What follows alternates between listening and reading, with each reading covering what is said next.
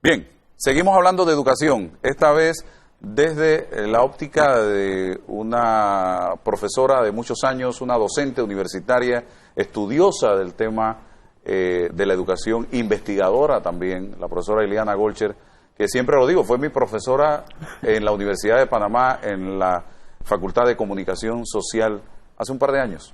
Entonces voy a hablar con ella un poco sobre educación, que es un tema que le apasiona. Profesora, estamos en una nueva crisis, pero yo he planteado en reiteradas ocasiones que quizás esta sea una gran oportunidad que tenemos los panameños para ya de una vez por todas, después de tantas crisis, de tantas huelgas, de tantos paros, sentarnos a definir el futuro de la educación de este país. Bienvenida. Gracias, Álvaro. Muchas gracias por la oportunidad. Efectivamente, soy una apasionada, obsesionada por la educación. Mis artículos, casi todos en opinión, se remiten a eso.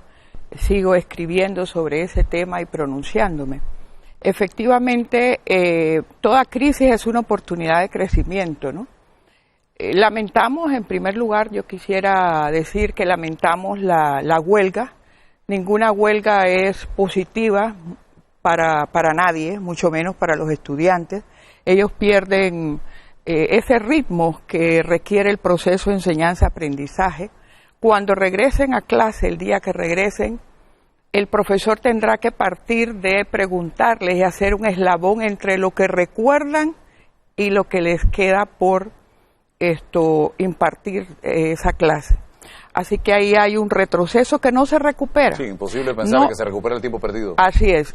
Seamos honestos, no se recupera ni con módulo, no se recupera los sábados porque ya no hay esa animosidad para persistir en las clases, no se recupera con lecturas, ni con trabajo, ni con nada. Entonces los estudiantes vienen a una situación de retroceso educativo, y tienen ventaja los colegios particulares, donde efectivamente no se pierde clase por nada, porque hasta para fumigar ellos tienen los fines de semana para hacerlo.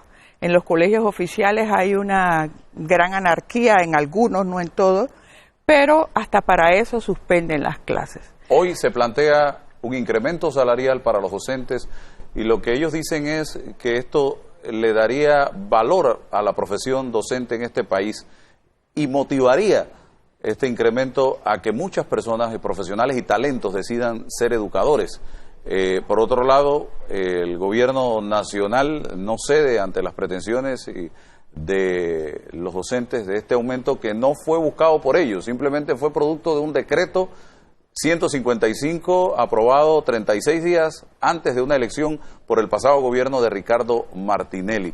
Y por el otro, el tema de la calidad de la educación, que encierra una serie de temas, ¿no? Como la evaluación del desempeño, el compromiso de 40 horas semanales por parte de los docentes, la capacitación permanente para el docente. ¿Qué me dice usted, profesora?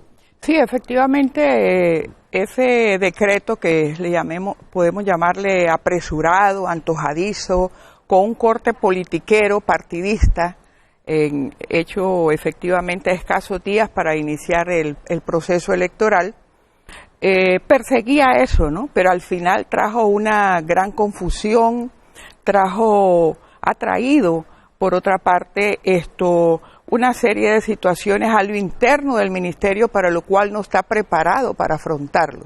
Yo decía ayer, por ejemplo, en un artículo que el 6% de incremento en el Producto Interno Bruto no es lo que va a solucionar la crisis en educación, porque efectivamente no hay las estructuras. Mientras las estructuras administrativas y de procedimiento del Ministerio de Educación permanezcan intactas, ahí le podrán asignar el 6%, el 10%, lo que sea. Pero el Ministerio de Educación y la Contraloría también, por otra parte, no están preparados para hacerle frente a la dinámica de más de 3.000 centros educativos.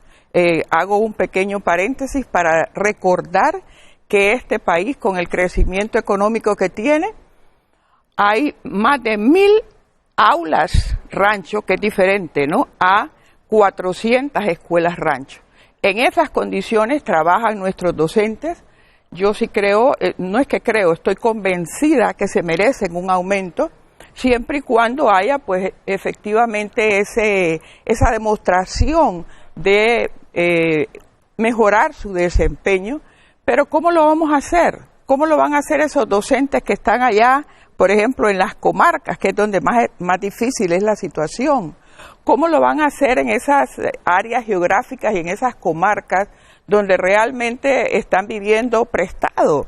Están viviendo con unas condiciones bastante limitadas porque tienen algunos de ellos, muchos, desconozco la última cifra, pero 10 quincenas atrasadas. Yo me pregunto qué profesional acepta trabajar en esas condiciones y qué motivación existe en los docentes para ir a trabajar por amor a la docencia, porque yo creo que quien se va a esas zonas realmente, yo que he estado en ellas, me recuerdo en la Escuela 4 de Abril, la Escuela del Silencio, en Boca del Toro, ahí usted realmente pierde el control casi de ver la pobreza frente a usted de la manera más dramática. Entonces, por otra parte, me llama la atención que en estos momentos de crisis me parece poco afortunada de parte del gobierno central anunciar un aumento de 17 millones de balboas, que es el quinto efectivamente, 2 en este gobierno y 3 en el anterior, al cuerpo uniformado. Yo pienso que eso, si uno que es docente dice, bueno, dinero hay, ¿no? Claro. Porque yo no me explico realmente cómo un país como este tiene 100 comisionados o más pareciera, muchos de los cuales ganan el doble de un profesor titular de cualquier universidad pública. De veras que no lo entiendo. Nos gustaría, ¿de qué hay riesgo? Efectivamente hay riesgo. También tienen riesgo el resto de las profesiones. Así que yo sí creo que las condiciones son adversas. Ese docente en una escuela multigrado, de las cuales siempre nos recordamos, que es un 74.8% de docentes que están incluso con niños que tienen discapacidad y los tienen que atender, con docentes, con padres de familia que no son, algunos de ellos, los que tuvimos nosotros en un momento determinado, que eran un apoyo para el docente. Ahora, por el contrario, van, le reclaman, lo agreden. Hay estudiantes hay profesores que tienen como estudiantes integrantes de la pandilla y los amenazan. O me das el crédito o efectivamente te daño el carro, yo sé dónde vive tu esposo, yo sé dónde viven tus hijas. O sea, es un ambiente bastante represivo por parte de los docentes. Pero yo insisto, y aquí quiero recordar a la ministra Doris Rosas de Mata, que efectivamente estableció un decreto para evaluar todo el proceso educativo. ¿Y por quién empezaba? ¿Por quién empieza ese decreto? Tiene que evaluarse la estructura de funcionamiento y administración del Ministerio de Educación. Después dice el contexto y después dice efectivamente hay que evaluar al docente. ¿Por qué no se cumple con eso como debe ser? No sé, mire, hasta se creó la dirección, yo lo cité el otro día. Hubo una huelga, un paro durante los 5 años de la profesora Doris Rosas de Mata. Doris Rosas de Mata, yo reconozco, buscando, cuando anunciaron que iban a hacer un proceso de evaluación al docente, empecé inmediatamente a indagar y me encontré ese decreto ley que crea esa dirección y que reconoce, para quienes hemos estudiado administración de la educación, yo decía, pero esto tiene que haber una lógica, y la lógica es que el Ministerio de Educación tiene que evaluarse primero, empezando por su sitio donde está ubicado, que es inaccesible, es poco estimulante. Entonces, sin procesos de supervisión, usted le puede preguntar a muchos profesores, ¿ha venido aquí un supervisor? Y no lo estoy generalizando, en los últimos 3 años, 2 años, para decirle, para certificarle que lo que usted está haciendo, lo está haciendo bien. Entonces realmente son docentes que muchos trabajan en función de lo que creen, de lo que se imaginan, de lo que les enseñaron, de lo que dice un programa, pero no tienen un acompañamiento por parte del MEDUCA porque no hay efectivamente no existe un manual de supervisión que garantice que esos conocimientos son los pertinentes, los relevantes. Profesora, los padres de familia de este país están claros en la situación en que se encuentra realmente la educación de sus hijos, la educación de Panamá. Hoy nos quejamos muchas veces porque se dice extranjeros le quitan los puestos de trabajo a los panameños, pero somos conscientes los panameños de la calidad de educación que tenemos. Yo creo que muy pocos padres de familia tienen claro este panorama, y yo lo decía que muchos libros de texto, por ejemplo, están llenos de errores, situaciones obsoletas, superadas, y sin embargo, ¿cómo es posible que los padres de familia lo único que reclaman es el precio de ese libro de texto, pero no lo que está ahí adentro, que ya fue superado o que no se les explica? Hay temas tabú, nunca son tratados. Los libros de ciencias naturales son la principal prueba que aquí se sigue negando ese aspecto de la educación sexual, porque el sexo como tal, la anatomía masculina y femenina no existe. Usted tiene que averiguar, bueno, esta es una niña y este es un niño. Así que yo creo que muy poco, mire, lo más penoso es que el ministerio ha tenido que obligar y condicionar la entrega de la beca universal para efectivamente obligar al padre de familia a que vaya a la escuela a retirar el boletín de su hijo, para que vaya y conozca al profesor de matemáticas, para que vaya y sepa por qué su hijo va tan bien en esta materia y en esta no. Así que realmente, como padres de familia, los docentes yo creo que se sienten muy solitarios en esta labor. Por una sencilla razón matemática, si se quiere. De la vida escolar, solamente 5 horas en colegios oficiales, clases de 38 minutos, pasan los docentes, pasan los estudiantes estudiando en las escuelas, ¿verdad? Escuelas que tienen, si usted recuerda otro artículo, tenemos 6 tipos de escuelas en Panamá. No es que hay una, no es que hay particulares y oficiales, no señores, hay 6 tipos de escuelas en Panamá. Las escuelas de élite, que es la élite empresarial, política, diplomática, las escuelas de excelencia, que aquí hay muchas escuelas que efectivamente son un modelo de referencia, las escuelas estándar, que son las que efectivamente reúnen los requisitos, imparten sus clases, gradúan, la escuela funciona como tal. Después, en el cuarto lugar, vienen las escuelas multigrado, que es un fenómeno que abarca cerca de 120,000 estudiantes. Que es donde un profesor le da clase a varios años. A todas las materias, incluso es director, incluso hace todas las labores. A veces toca la suerte de que tiene otro profesor, son 2 o 3, pero generalmente es 1 o 2.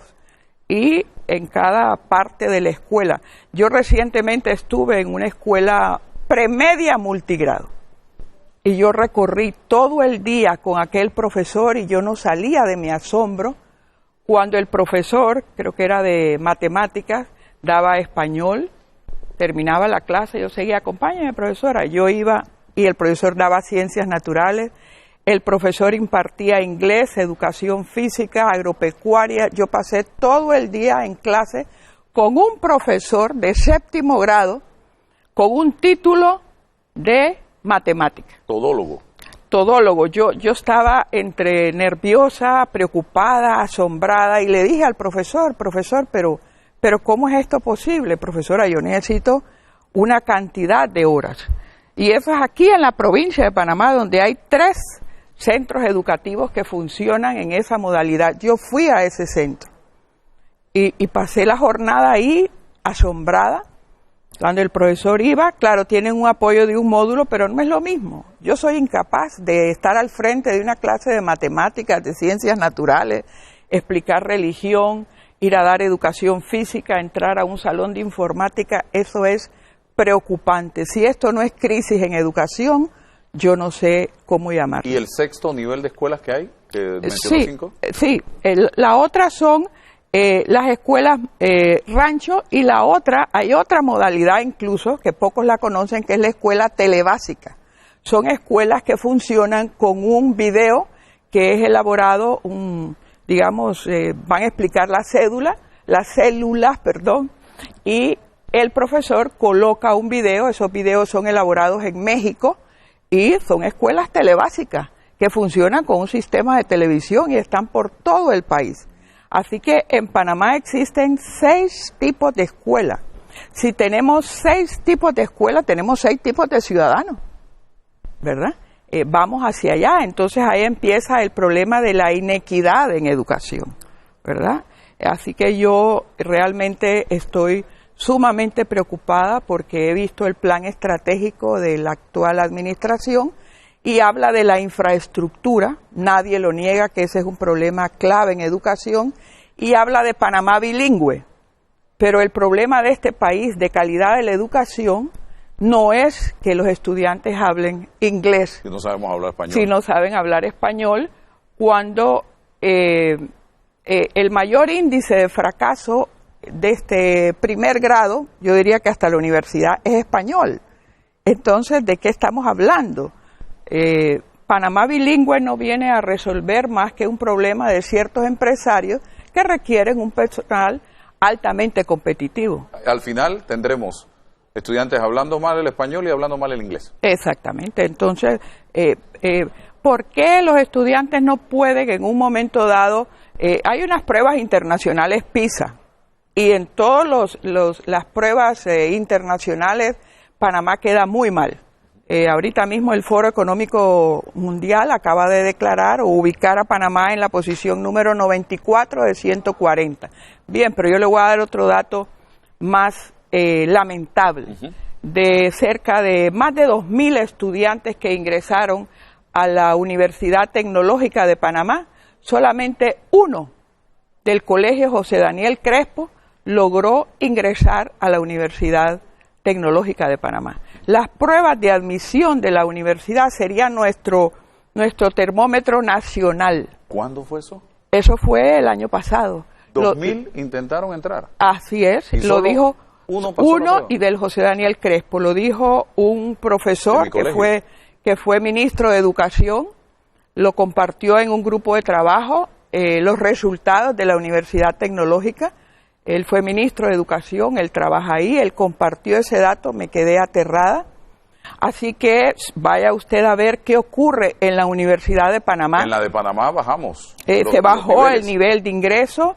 Para tener más estudiantes. Claro, correcto. Y en las universidades particulares no se hace prueba de admisión. La admisión está determinada en función de su poder adquisitivo. La USMA hace otro tipo también de evaluación, también muy centrada en valores. Creo que es importante porque la admisión no solamente debe ser en conocimientos, sino medir destrezas y valores. Claro. Pero créame que ese dato a mí me dejó impresionada. Yo le dije, profesor, dice sí, solamente un estudiante del José Daniel Crespo y de la Universidad de Panamá también. ¿Quiénes son los estudiantes que logran ingresar con éxito, nunca fracasan en las carreras de mayor complejidad en la Universidad de Panamá, en la Facultad de Medicina, la Facultad de Odontología, Enfermería? Los que vienen de los colegios, la mayoría, ¿no? No conozco el dato ahí, así que no lo voy a mencionar, pero la mayoría provienen de colegios particulares que dan clase todo el año, claro, que dan clase 83 minutos de clase, que nunca tienen huelga, que nunca son víctimas de asaltos, de vandalismo, donde sí hay agua, sí hay luz. Entonces yo sí quiero solidarizarme en gran medida con los docentes que trabajan en condiciones adversas. No hay luz, me decía esa profesora de la Escuela 4 de Abril de Changuinola, nunca la voy a olvidar. Me dice, profesora, esos niños que están allá al fondo vienen, pero vienen porque saben que aquí les vamos a dar algo de comida para que lleven a su casa. Pero esos niños, y yo veía así hacia abajo de los pupitres, y esos niños estaban descalzos. Dios santo. Entonces yo me tuve que armar de mucho valor para ver aquella crisis, y la profesora muy convencida de su labor, y me decía, esos niños que están allá al fondo, ellos están aquí, yo les permito eso, pero vienen por comida. porque viven en la comarca. Y esto les garantiza que por lo menos hoy van a cenar. Señores, ¿de qué crecimiento económico nos estamos enorgulleciendo si este país tiene condiciones deplorables en sus escuelas? Yo planteo que primero es la renovación humana y después la renovación urbana. Bueno. Menos cemento y más búsqueda de calidad en términos de salud y de educación. Bueno, muchísimas gracias. Me están preguntando los que nos están escuchando en radio, quién es la persona que está hablando. Muy interesante los argumentos. La profesora Ileana Golcher, docente universitaria, investigadora en educación y en otros temas, y está precisamente hoy con nosotros. Ha escrito también muchos artículos en relación con el tema educativo, libros también. Así que hoy la hemos invitado por esa vasta experiencia que tiene y la autoridad que tiene para hablar de educación en este país. Interesante. Muchas gracias, profesora. ¿Cómo no?